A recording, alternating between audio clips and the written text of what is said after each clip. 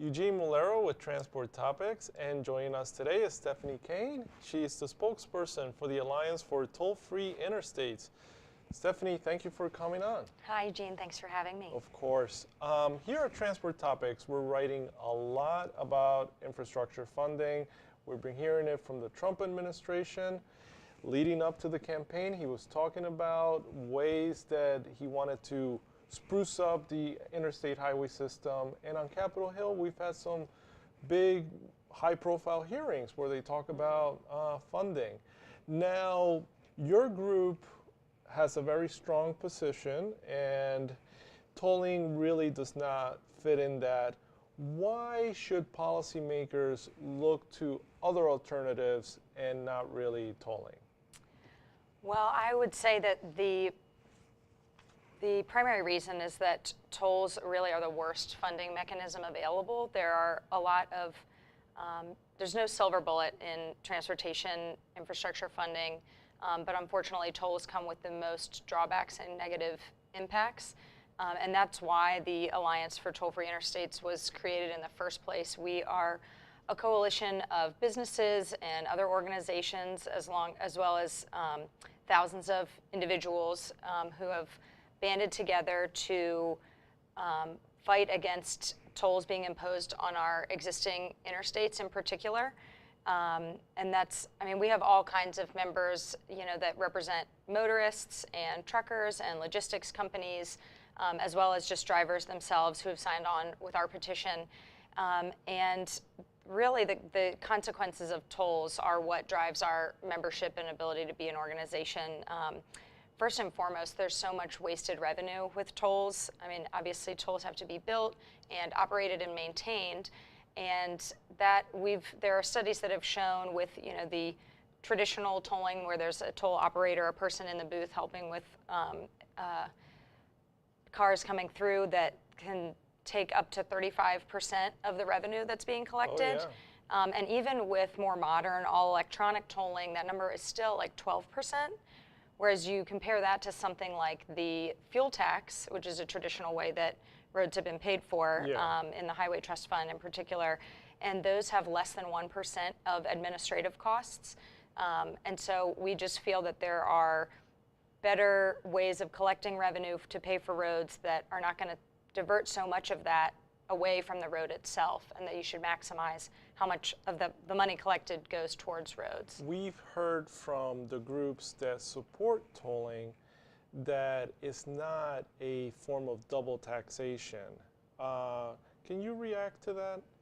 Yeah, I think, well, there's an interesting line to draw that along. And ATFI as an organization does not necessarily believe that there's no place for tolls. And we do see that, especially when new capacity is added, that can be a way to get a new lane added onto a highway. I mean, we're in Washington, D.C. right now. They've seen success doing that on I-95. But we really are focused on the federal ban on imposing tolls on existing interstates. So that would mean, plopping tolls on 95 or the interstate near you that is currently free to access, because that road has been paid for by the Highway Trust Fund, which is receives its revenue from fuel taxes. Correct. So we feel that if you've got a road that was paid through drivers' fuel taxes, and then you put a toll on top of that, that you're in essence double taxing people and making drivers pay for the same road twice. And it's more than just a double taxation. We've found that the economic impacts of tolls make them an underhanded tax, because you see when a new toll road, when a toll goes up, that means that the cost of delivering goods on that road goes up, and the natural progression is that all of those new costs for the trucking company or for the retailer, the convenience store, the roadside rest stop or the restaurant, they're just going to pass those costs directly on to consumers. So drivers are still paying for that road in essence twice, through their fuel taxes and again through the toll. But it's just an underhanded way to tax people for that.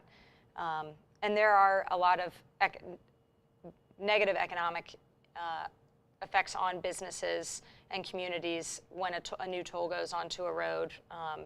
Traffic diversion is a proven trend, and people go around tolls. That's just what happens. And that means that any of the businesses located on that road that now has a toll are losing all kinds of business and customers that would be stopping in.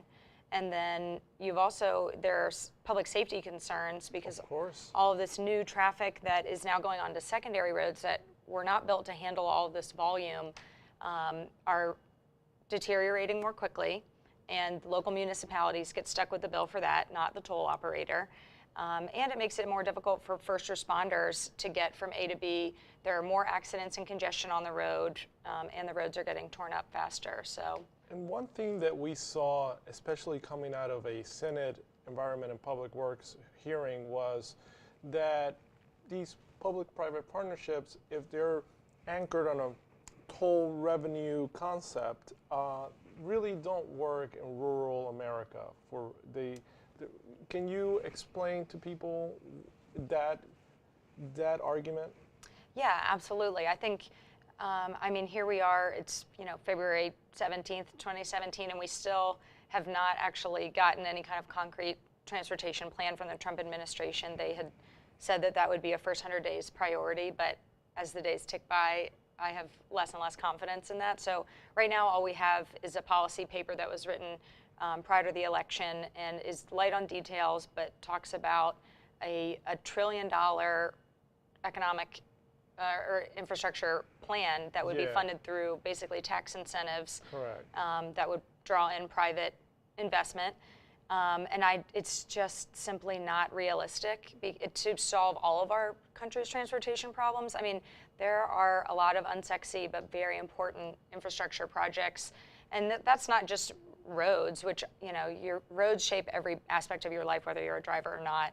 But that also includes like water treatment facilities and all kinds of public works. The energy grids, and pipelines. Right, exactly. But unfortunately, private companies are not going to invest in a project that is not going to bring them revenue. They want high risk, high reward, and they need a stream of revenue to come in. And the only way they're going to find that is with a heavily trafficked, likely urban road where they have a lot of regions. Right, high usage.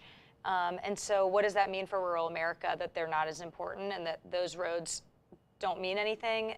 We're not going to be able to purely fix America's transportation on private-public partnerships. I